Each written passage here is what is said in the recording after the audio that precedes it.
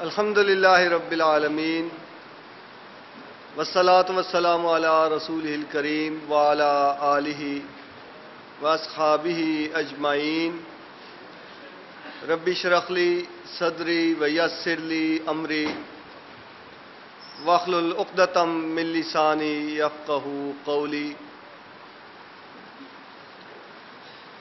برادر عزیز جناب سیف الرحمان صاحب، قابل احترام شرکائے تربیت گاہ، السلام علیکم ورحمۃ اللہ وبرکاتہ۔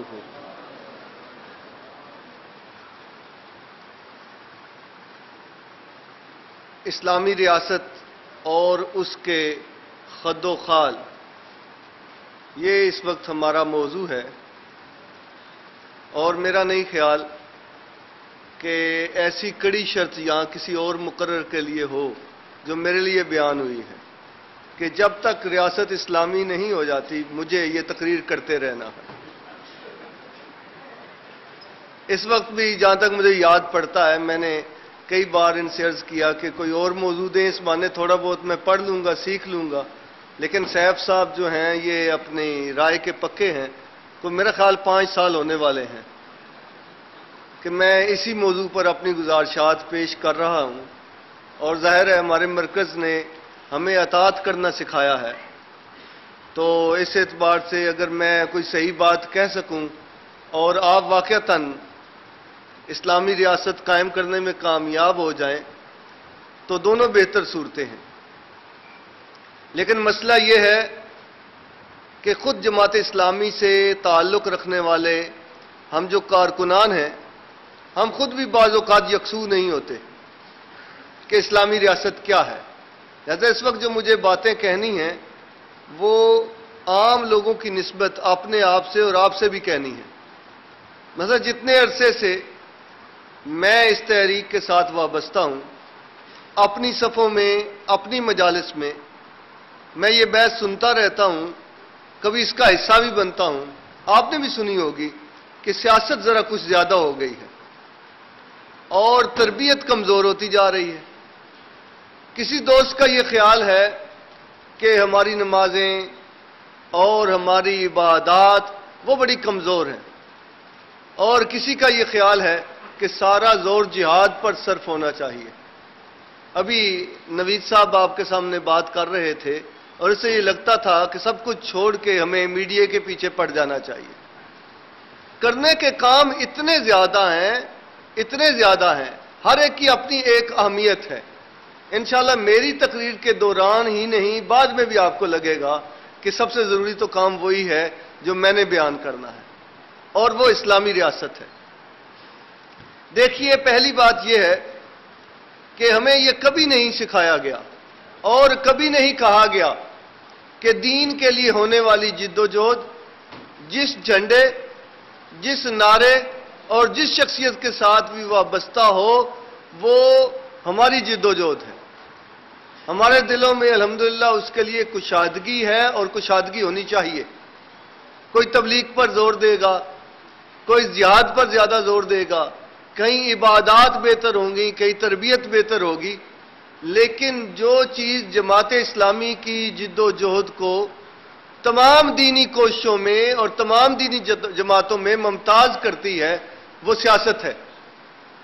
وہ سیاست جس کے بارے میں ہمارا اپنا حال یہ ہے کہ ہماری قیادت اگر ہم سے چندہ طلب کرے، مسجد کے لیے آسانی سے دیتے ہیں، جہاد کے لیے آسانی سے دیتے ہیں، اور انتخابی سیاست کے لیے چندہ دینا ہمیں بڑا مشکل اور تھوڑا تھوڑا دنیا دارانہ بھی لگتا ہے، اور اس ساتھی کا تو کوئی حال ہی نہیں رہتا جسے ٹکٹ دے دیا جائے، اور وہ پریشان ہو جاتا ہے، اور ہم پہنچتے ہیں اسے تسلی دینے کے لیے۔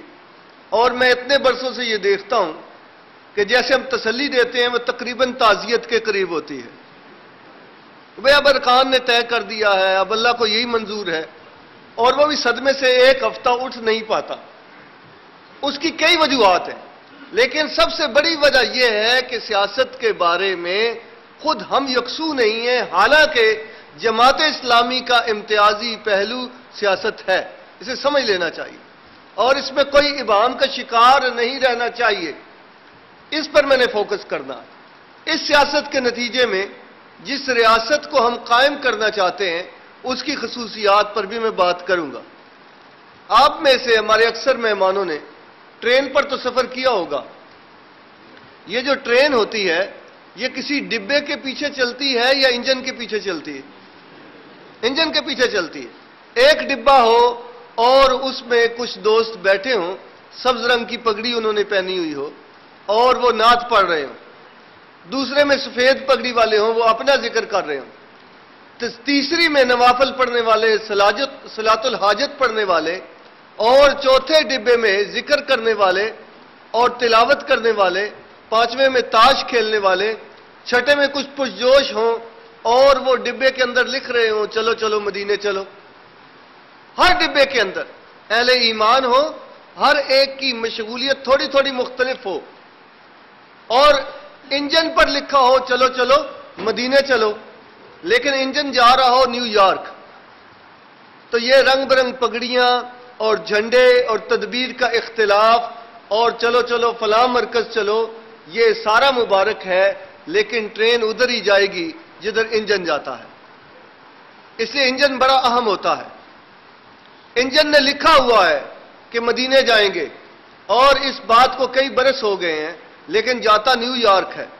سر آئینہ میرا عکس ہے، پس آئینہ کوئی اور ہے، میں خیال ہوں کسی اور کا، مجھے سوچتا کوئی اور ہے۔ اس لیے اس مثال سے ہم سب سمجھ سکتے ہیں کہ وہ مبارک کام ہے جو ڈبے کے اندر ہو رہا، لیکن انجن امپورٹنٹ ہے۔ اور سید مودودی رحمت اللہ علیہ نے اپنے لٹریچر سے دین کا ہر جزو سمجھایا ہے، لیکن زور کس پر دیا ہے؟ اسی پر زور دیا جاتا ہے جو چیز نظر انداز ہو رہی ہوتی ہے۔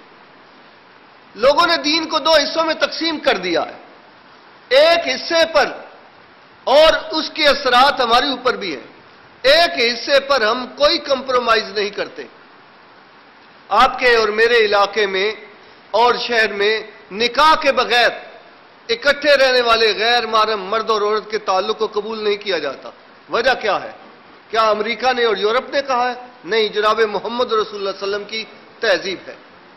اسی طرح سے بچے پیدا ہوتے ہیں، ان کا نام بش اور ٹونی بلیئر اور شیکسپیئر نہیں رکھا جاتا، طلحہ اور زبیر، ابو بکر اور عمر رکھا جاتا ہے۔ ان کے کانوں میں قومی ترانہ نہیں پڑھا جاتا، اذان دی جاتی ہے۔ محمد رسول اللہ صلی اللہ علیہ وسلم کی تہذیب ہے۔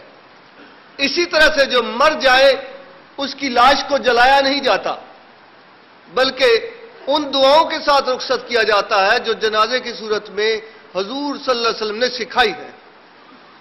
چنانچہ دین کا یہ حصہ جس پر معاشرہ کاربند ہے، اس کو ہم قدر کی نگاہ سے دیکھتے ہیں، لیکن بڑے بڑے کام، اجتماعی ادارے، چاہے معیشت ہو، چاہے بینکوں کا نظام ہو، چاہے پارلیمنٹ ہو، چاہے دفتری نظام ہو، اس میں دین کو قریب بھی نہیں آنے دیا جاتا، اور مسجد سے نکلتے ایک دوسری دنیا شروع ہو جاتی۔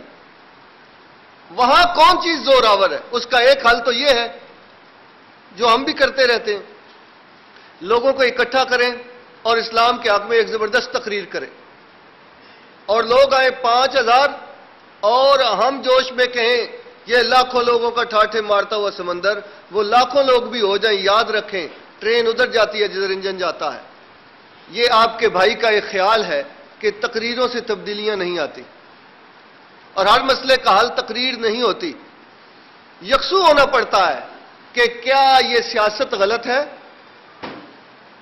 اور سوچنا پڑتا ہے کہ حجام نے اپنی دکان پر کیوں لکھا ہے سیاسی گفتگو سے پرہیز کرے، اور جیولر نے کیوں لکھا ہے، اور یہ کیا ہے مسلمان معاشرے کے طول و عرض کے اندر کہ جس با اثر آدمی کو جو MNA ہے، MPA ہے، یہ سیاست میں اس کا کوئی اثر و رسوخ ہے، اس کے منہ پہ ہم نہیں کہہ سکتے کہ تو نے پیسے کھائے ہیں اور تو بڑا فراڈیا ہے اور تو بڑا مکار ہے۔ ہم کہتے ہیں کہ سر اصل میں آپ ہیں بڑے سیاسی۔ سیاست کے لفظ کا دوسرا مطلب معاشرے میں یہ کیوں سمجھ لیا گیا ہے کہ اس کا مطلب مکاری ہوتا ہے، چالاکی ہوتا ہے، دھوکہ دہی ہوتا ہے، اس لیے